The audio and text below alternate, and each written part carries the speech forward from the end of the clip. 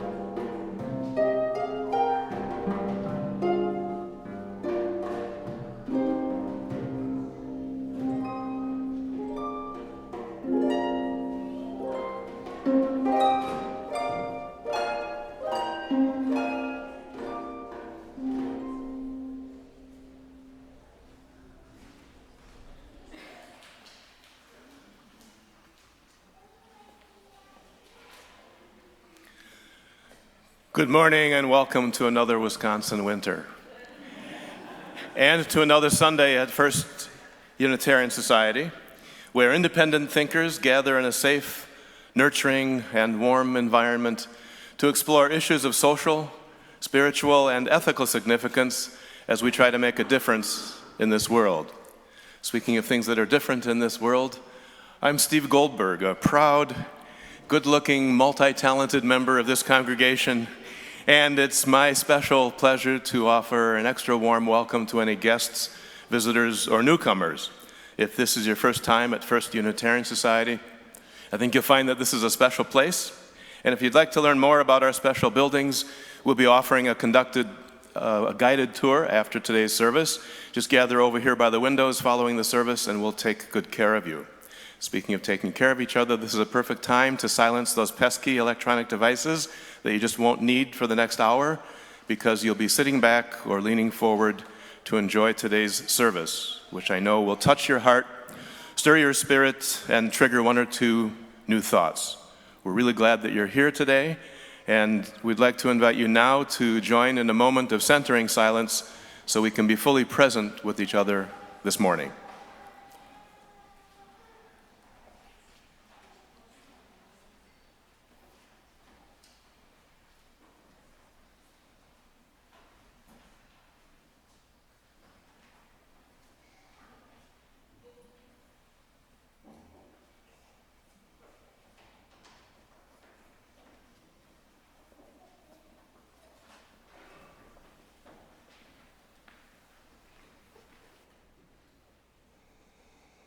As we gather to worship together, I bring words from the Reverend Gretchen Haley. In a world that feeds on moral outrage, we are here to cultivate moral courage. In a time that prizes picking sides, we gather to draw a wider circle.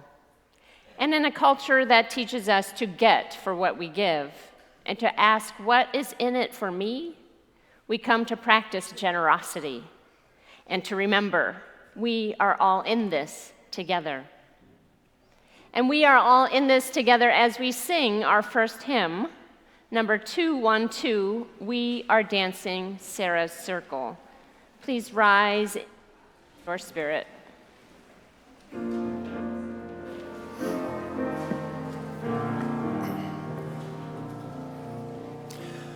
We are dancing Sarah's circle.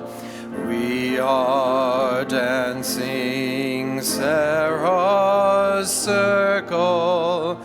We are dancing Sarah's circle. Sisters, brothers, all. Here we seek and find our history. Here we seek and find our history. Here we seek and find our history. Sisters, brothers, all. We will all do our own naming. We will all do our own naming. We will all do our own naming. Siblings, one and all. Every round a generation, every round a generation, every round a generation. Sisters, brothers, all. On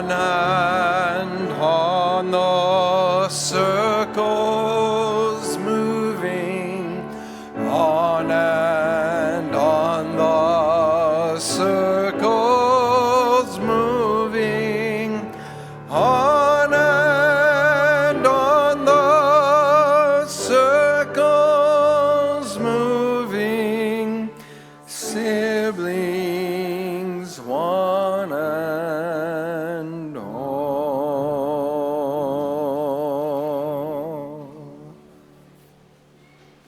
Please remain up for our lighting of the chalice, which is printed in your order of service. Again, from the Reverend Gretchen Haley, we say, in the midst of life's bitterness, we choose to sing, to give thanks, to laugh together, and to be keepers of beauty, to offer a place of belonging for all who come, in gladness and in pain, to resist the push to the next moment and the next, to slow down, to breathe more deeply, to feel a part of something greater for this hour and in this space. Let us be the change we wish to see. Come, let us worship together. Please turn to your neighbors and give them a warm welcome.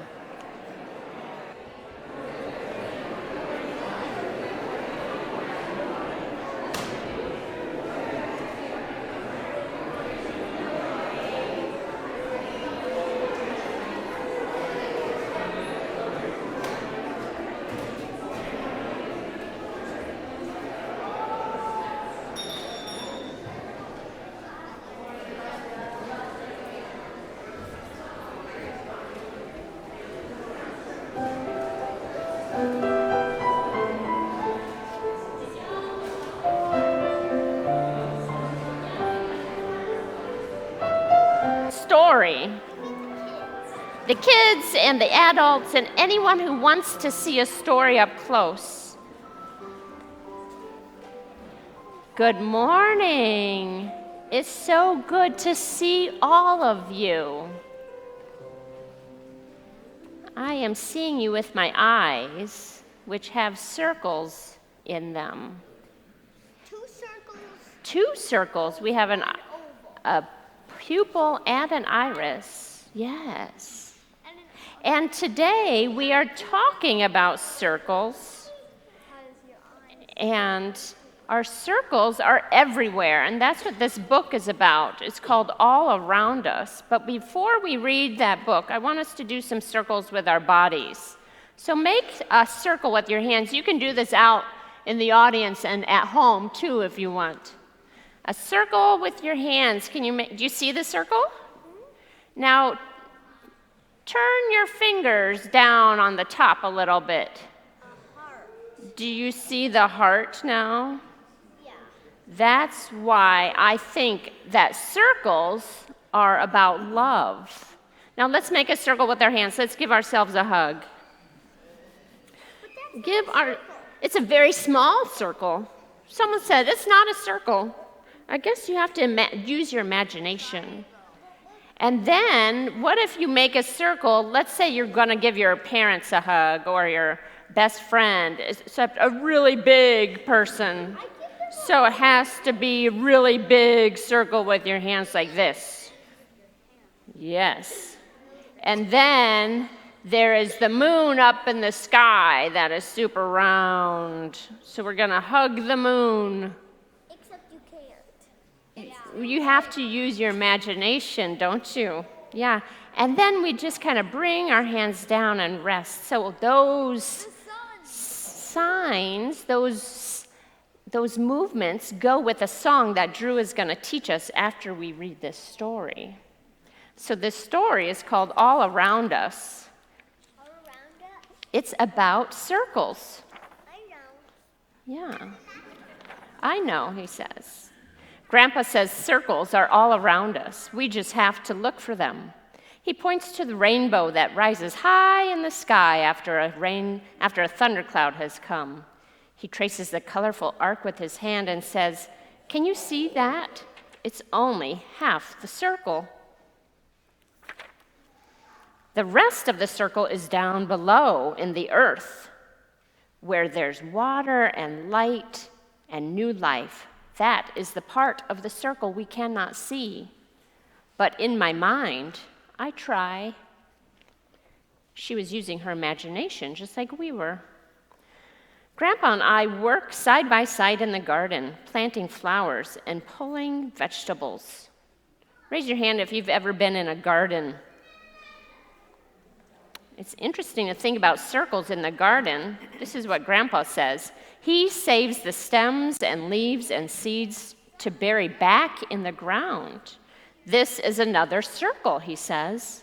What we take from the earth, we return. Then he draws a circle on his belly. Can you do that? No.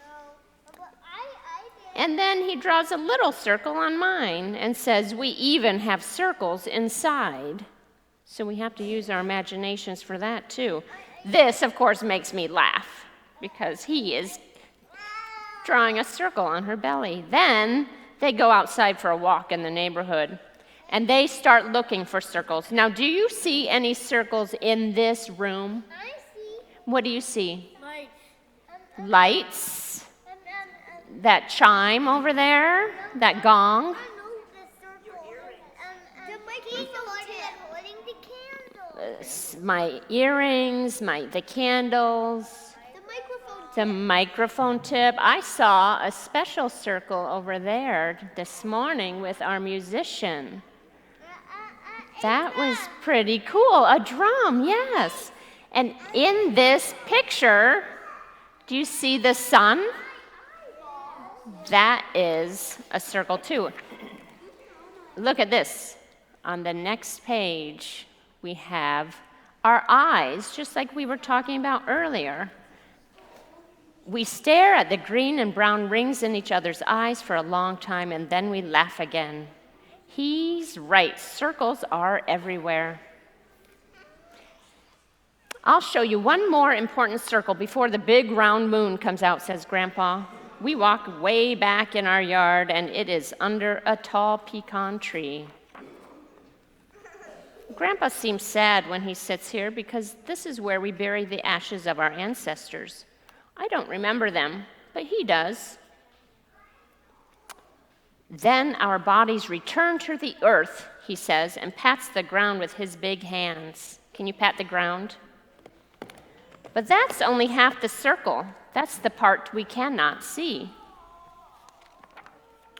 Finally, we walk to the front and water our smallest tree. Grandpa planted it for me the day I was born, and everything that fed me while I grew in my mother's belly is buried at the roots.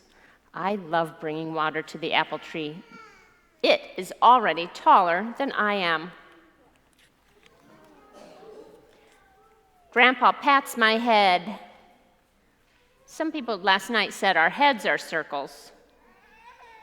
I know. Do you see, my child? He says, we have new life with you. I am part of the circle too, the part that we can see, just like a rainbow. The shape of our heads. And our mouths are kind of circles, and we're going to use our mouths to learn a new song with Drew.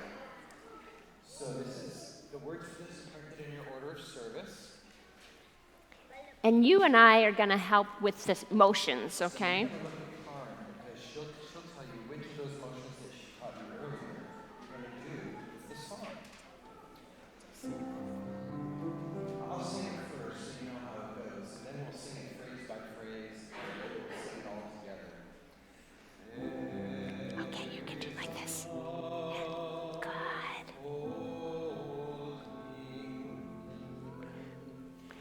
Good. This is where you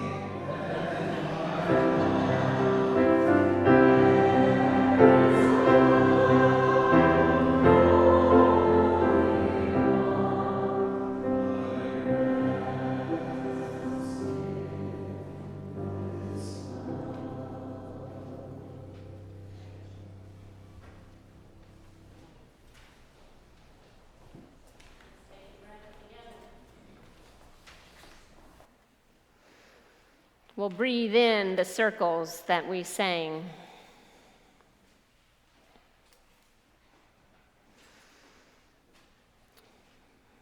This morning I have a reading from Bruce Marshall entitled Radical Hospitality.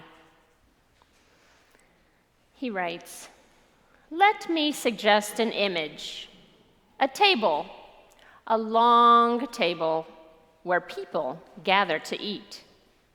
It doesn't have to be fancy with expensive china and chandeliers hanging above. In fact, it's better to be less imposing. Maybe a picnic table outdoors on a warm day. Imagine that. When I was growing up in central Illinois, we often had summer dinners outside. It gets hot in that part of the country, and we didn't have air conditioning. By the approach of evening, the day's heat was still trapped inside the house, but outside, cool breezes began to set in. My mother and father, sister and I, and my grandmother, who lived upstairs, gathered at the picnic table outside for dinner. Dinners outside were different. The air was fresher. You could breathe deeply. Conversation came more easily, and it often continued after the food was gone. We could relax and be ourselves. Usually, it was just the 5 of us at the picnic table for dinner, but sometimes there were visitors, relatives, a friend, someone new to town who my parents thought to invite. To accommodate them, we brought out more tables and set them in a row. On one such occasion, a visiting relative from Germany had his first encounter with watermelon. He exclaimed in surprise, "I have never tasted anything so wet." What I'm envisioning for this imaginary table is a table with plenty of room. We'll set places for each person we expect to join us, and we'll put out a few extra settings for others who might arrive unannounced, without an invitation, whose names might not appear on the guest list. Isn't that a little frightening, to include strangers who might be disruptive or dangerous or might not share our social graces? Well, yes, it can be uncomfortable, strangers at our table. In our lives today, we are taught to fear strangers, turning on the TV or the online news or read the paper. Strangers blow up airplanes, compete for us, for jobs with us, steal our money and our identities. We devote considerable energy to protecting ourselves from those who are not like us. So here we are, welcoming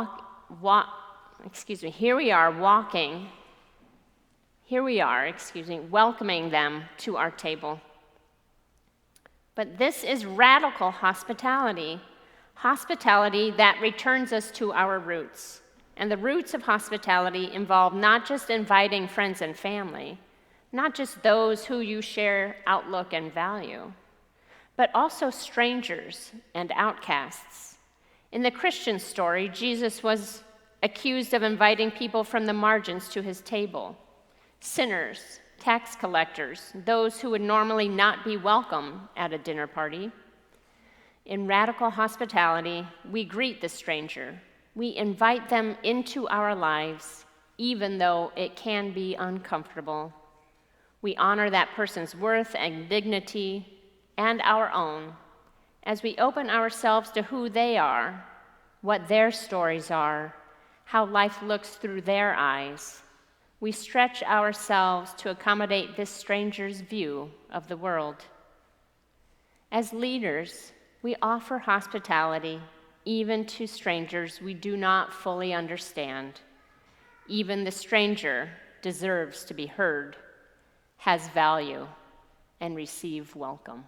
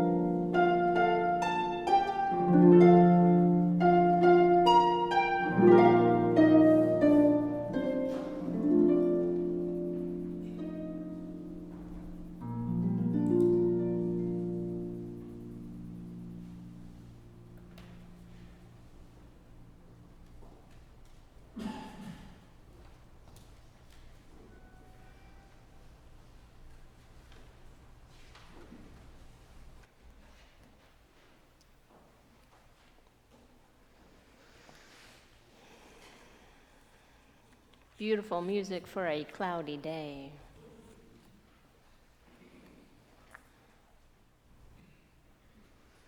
There is something special about saying circle round. For me, it conjures up images of campfires with marshmallows, complete with tall tales and laughter spewing forth. Or maybe circle round brings up images of a raucous family reunion with the storyteller at the center, captivating the imaginations and the memories of the listeners gathered round. In either scenario, there is a real sense of belonging. Today, we gather around the warm glow of our chalice to hear stories about belonging and expanding and love, and so that we may consider the impact of these stories on our lives and remember that everything is held in love. Belonging is our theme for the month of October, and it's not much of a stretch to see how circles represent belonging. Consider all the ways we use that word circle. Social circles, political circles, journey circles here at FUS allow for small group spiritual deepening. I also think of people singing in circles and making beautiful music together, or dancing in circles, like how we were dancing in Sarah's circle earlier, and listening circles. They are a part of a method for restorative justice. All of these circles are examples of belonging in our various communities and subgroups. It sure feels good to belong, doesn't it? I recently came across a post on Facebook that takes that idea, that feeling of belonging, and it augments it. Unitarian Universalist minister Reverend Scott Taylor notes that the true blessing of belonging isn't that you get to come inside the circle, it's that you get to participate in expanding it. The truly healing question is not just, where can I find belonging, but also, how can I become belonging for others? That's a wonderful and curious question. How can I become belonging for others? How can we, here at FUS, or elsewhere in our lives, become belonging for others? Well, maybe that is what UU Minister Bruce Marshall was talking about in the reading that I offered earlier. Radical hospitality is about becoming belonging for others. It means putting out a few extra places for others who might arrive unannounced. And it even means being uncomfortable with strangers at our table, so to speak. This feels particularly timely because last night we had our first potluck. On the second Saturday of every month, through most of the program year, we will be having these community meals. And as is the case for most community meals where I attend, it's a little awkward at first. When we engage in radical hospitality, we feel uncomfortable with the folks at our table, the folks who have circled round. But that's okay. Marshall reminds us that radical hospitality is in the roots of our Unitarian Universalist faith. He references how Jesus was accused of inviting people from the margins to the table: sinners, tax collectors, those who would normally not be welcome at a dinner party. Jesus was becoming belonging for the social outcasts of his day. In many ways, that was his theological statement. You too belong here. You too are saved by love. We Unitarian Universalists follow in that tradition when we honor each person's worth and dignity, as well as our own. We open ourselves to the strangers who are among us. We open ourselves to their stories, to how the world looks through their eyes. We stretch ourselves to accommodate this person's view of life. We are expanding the circle to become belonging for our neighbors. We also see this expansion of a circle when we fast forward 18 centuries, from the days of the early Jesus movement to the days of Edwin Markham, Born in 1852, Markham was Poet Laureate of Oregon from 1923 to 1931. In Unitarian Universalist circles, we know Markham for the short poem he wrote, the one that gets recited as an example of Universalist beliefs about love, salvation, acceptance, and belonging. Complete with the original male pronouns, it goes like this. He drew a circle that shut me out, heretic, rebel, a thing to flout. But love and I had the wit to win. We drew a circle that took him in. This redrawing of the circle, this redefinition of boundaries, of who is in and who is out, this is powerful work indeed. Our Universalist ancestors offer us a radical understanding of belonging, a belief that there is a love large enough to include everyone. Let me muddy the waters, though. While there may indeed be a love that is big enough to include everyone, that does not mean it is easy or simple. In fact, I have some hard questions to ask about circles and belonging. What about, for example, when we are the ones about which the campfire's tall tales are being told? When the funny stories told by the powerful are actually harmful lies about the powerless? Or what if family reunions are not just uncomfortable, but harmful to our health? Or perhaps we're not even invited because we've been disowned. These sorts of circles are about not belonging. For some of us, we're not even in the circle, and that is painful. Similarly, there are experiences about boundaries and belonging that go beyond the personal to the political, the historical. It is, after all, the weekend before Indigenous Peoples Day on Monday. What does it mean to belong, given the historical context of colonization in which we live? Who belongs and where?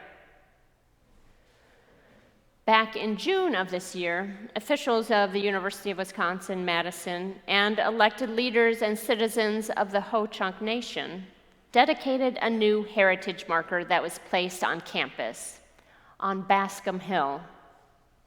The plaque was a joint effort, and it reads as follows. The University of Wisconsin-Madison occupies ancestral Ho-Chunk land, a place their nation has called Dejope since time immemorial. In an 1832 treaty, the Ho-Chunk were forced to cede this territory. Decades of ethnic cleansing followed when both the federal and state government repeatedly, but unsuccessfully, sought to forcibly remove the Ho-Chunk from Wisconsin. The history of colonization informs our shared future of collaboration and innovation. Today, UW-Madison respects the inherent sovereignty of the Ho-Chunk Nation, along with the 11 other First Nations of Wisconsin. Let me repeat that year, 1832. That was the year that the Ho-Chunk people were forced to cede this territory, including this land on which we are worshiping today. 1832. That was just 20 years before the poet Edwin Markham was born. So the question is, who is drawing the circle? Who is in power? Who is deciding who is in and who is out? The Reverend Alicia Ford is a contemporary Unitarian Universalist who gets at some of these same questions in her piece, We Are Not Guests. Though lengthy, it is worth sharing in its entirety. She writes, Am I a guest here in this house? Are you? Are we guests here in this house? And whose house do we inhabit? In the small world of our lives, the borders between us, easements, fences, gates, hedges, they serve to delineate, to separate us, to remind us of where my property begins and ends, and where your property begins and ends. If you cross over, you are a trespasser or a guest in my house. You've worked to own this small plot of land and the house erected on it. You have claimed it. It is now part of yourself, your definition of self, your identity. If I cross over your fences, I am a trespasser or a guest in your house. What does it mean then that in 1845, the United States crossed over into Mexico and took half of that country, took land, resources, labor? Was the U.S. trespasser or guest? Are there to be no consequences for taking what does not belong to you, she writes? Should we simply forget whose house we inhabit? To speak of hospitality in immigration often erases historical context, the actions of the past that have led us step by step into this current predicament. Professor Miguel de la Torre writes, perhaps it might be more accurate to speak of the responsibility of restitution rather than the virtue of hospitality. Hospitality in this case implies that the house belongs to us, that the land, the resources that are part of this house, is ours, and we who now live here are being virtuous in our willingness to share. It erases the history that would have us remember that those who cross the border today, those choosing to brave the harsh conditions of the desert, those who face the possibility of death, imprisonment, deportation, criminalization, they are doing so because the U.S. once crossed their borders to extract their resources and labor. It is for them a matter of survival. It is for the U.S. a matter of restitution. Reverend Fords continues, the prospect of restitution is scary.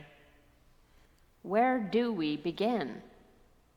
With Mexico? With Native Americans?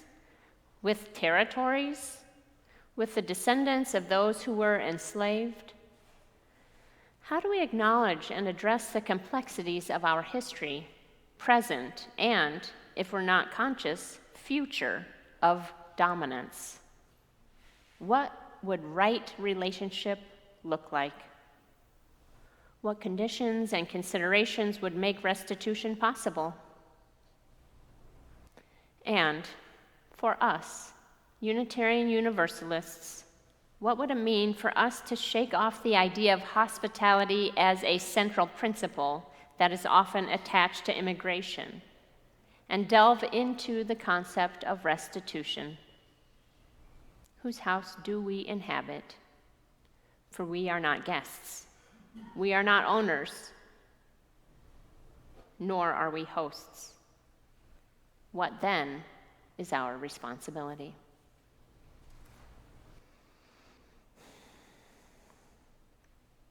So, we have some Unitarian Universalists who are advocating for radical hospitality, for the expansion of the circle.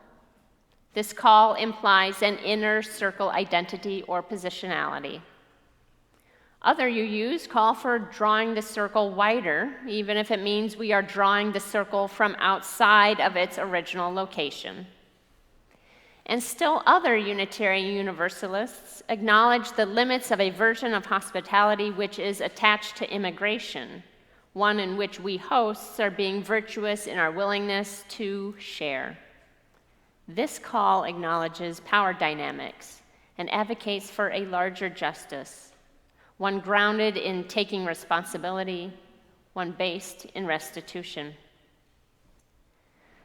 Because we belong to a faith tradition that values the inherent worth and dignity of every person, and that believes in a circle big enough for everyone, a circle large enough to hold us all, then it seems to me that it is possible to listen to all of these calls at the same time.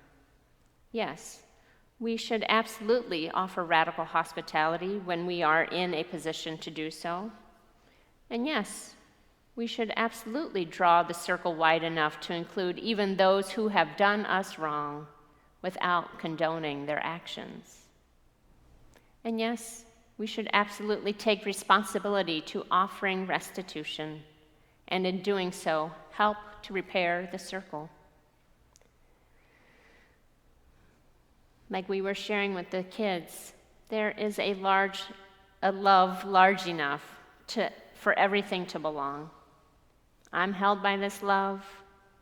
You are held by this love. All that we love is held by this love. Indeed, everything, even that which is beyond our comprehension, is held by this love. Now that song, it ends with, "May we rest in this love." May we rest in this love. And as we rest in this love, may we be renewed, for there are circles to expand. And together, we are called to do the work of this world, ensuring that everyone knows belonging. Blessed be, and amen.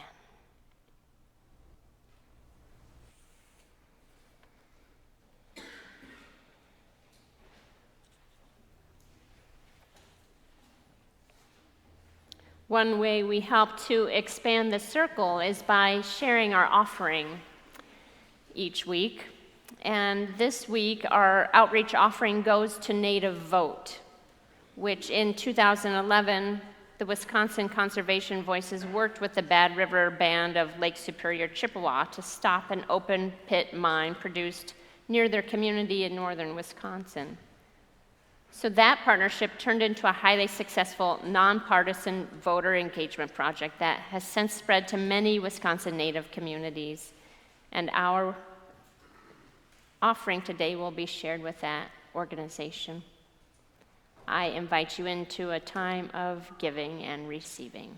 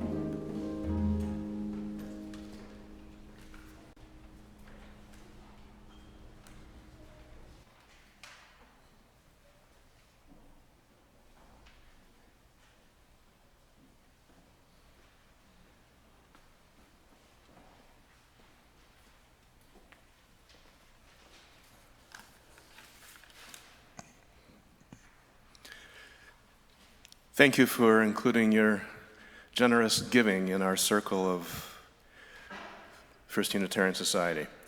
That same spirit of giving and completing the circle is exemplified by the people who volunteer to make sure that these services run smoothly. So let's make sure that we express appreciation to the following individuals for their volunteering today. Running the sound system to make sure you can hear everything. Thank you to Creel Ziering. Thank you to our lay minister, Ann Smiley. Our friendly, upbeat, smiling greeter today has been Gal Bliss. And our ushers, Marty Hollis, Cynthia Nolan, Paul Abramson, and Prudy Stewart. Thanks to all 4 of those individuals. And providing radical hospitality in the kitchen, preparing coffee, Bisnitschke and Teresa Rademacher. Staffing the welcome table, you'll find Mary Bergen to answer any questions you might have. And our tour guide is John Powell. So again, if you're interested in learning more about our special buildings, John Powell is the consummate tour guide, and he will host you over here at the windows right after the service. Just a couple announcements. Please be sure to leave your hymnals in the chairs so that the 11 o'clock participants can enjoy them. The second announcement involves another kind of circle, the journey circles, and Karen mentioned those briefly during her remarks. The sign up for those journey circles continues. These are theme-based small groups that meet every month, and there's room for more of you in those journey circles. You can find information and registration form in the Commons following the service. And you can see how gray the day is right now. But at 12:30, there'll be a ribbon cutting to mark the opening of our solar panels. And maybe that will invite sunnier skies in the future. So 12:30 this afternoon for that ribbon cutting. So endeth the announcements.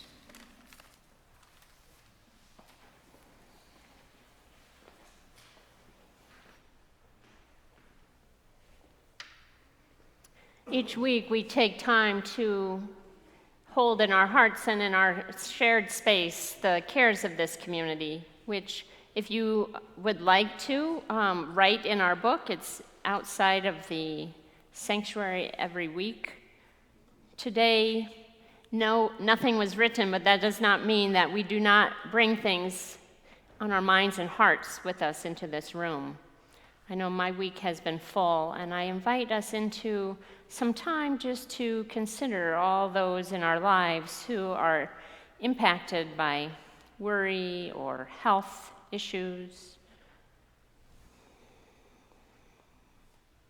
by fear or concern, by hurt. And to also hold up the joys of new jobs or new life, new possibilities, celebrations of love. The circle of life has so much for us to experience, and together we hold that.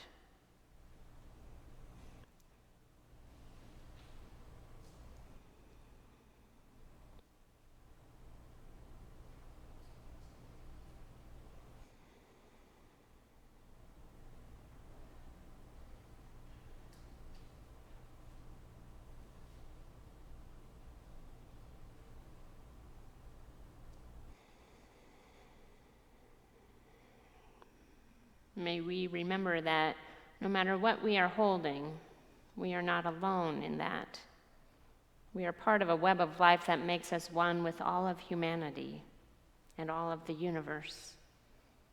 May we be grateful for the miracle of life that we share and the hope that gives us the power to care, to remember, and to love. And in the spirit of community, we get to sing together one final time. Hymn number 155, Circle Round for Freedom, will be our closing hymn. 155. I invite you to rise in all the ways that we do.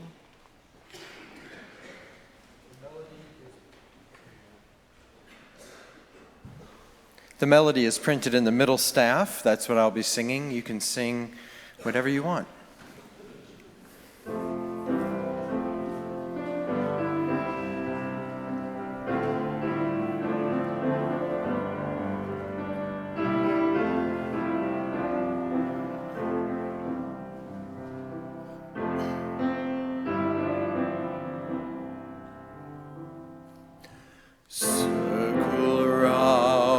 for freedom, circle around for peace, for all of us imprisoned, circle for release, circle for the planet, circle for each soul, for the children of our children. Keep the circle. Let's do that one more time together.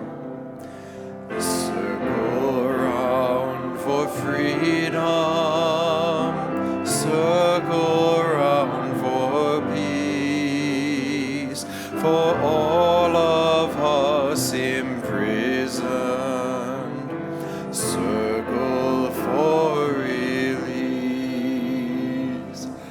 circle for the planet, circle for each soul, for the children of our children. Keep the circle whole. As we prepare to move back out into the larger circle of the wider world, may we remember that we circle round for freedom so that we can keep the circle whole for everyone. We extinguish our chalice, remembering in the words of John Donahue that to be human is to belong. Until we circle round together again, I invite you to go in peace. And before we do that, I invite you to sit down for one last gift of music.